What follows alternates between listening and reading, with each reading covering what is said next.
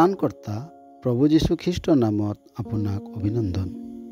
পবিত্ৰ বাইবেলৰ যোহানী লিখা শুভবাৰ্তা 20 অধ্যায় 18 পদত এইদৰে লিখা আছে, তাতে মগদলিনী মৰিয়মে গৈ শিষ্যবিলাকক এই সংবাদ দিলে, মই প্ৰভুক দেখিলোঁ আৰু তেওঁ মোক এই কথা ক'লে।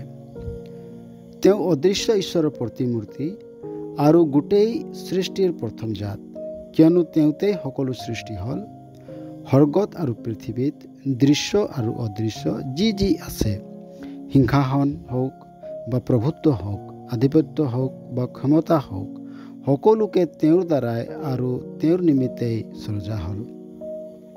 কালভাৰী ক্ৰুচত তেওঁৰ বৈ যোৱা তেজৰ দ্বাৰাই ঈশ্বৰে সেই সকলোকে, অৰ্থাৎ যিবিলাকে তেওঁক বিশ্বাস কৰে, ঈশ্বৰে তেওঁবিলাকৰ লগত সহভাগিতা স্থাপন কৰিলে। প্ৰভু যীশুৰ ক্ৰুচীয় মৃত্যুৰ দ্বাৰাই তেওঁত বিশ্বাস কৰা সকলৰ লগত তেওঁ সহভাগিতা স্থাপন কৰিলে, যাতে তেওঁবিলাকক নিৰ্দোষ ও নিষ্কলংকভাৱে ঈশ্বৰৰ সন্মুখত উপস্থিত কৰিব পাৰে।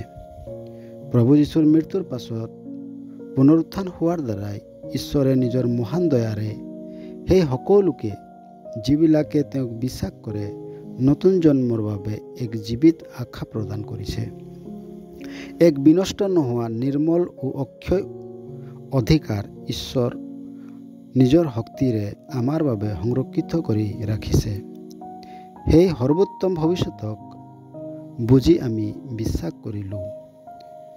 মগদলিনী মৰিয়মে গৈ শিষ্যবিলাকক এই সংবাদ দিলে যে মই প্ৰভুক দেখিলোঁ আৰু তেওঁ মোক এই কথা ক'লে।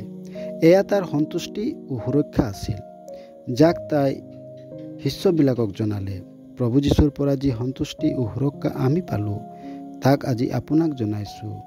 সেই সৰ্বোত্তম ভৱিষ্যতৰ বাবে আপুনি প্ৰভু যীশুক বিশ্বাস নকৰিবনে?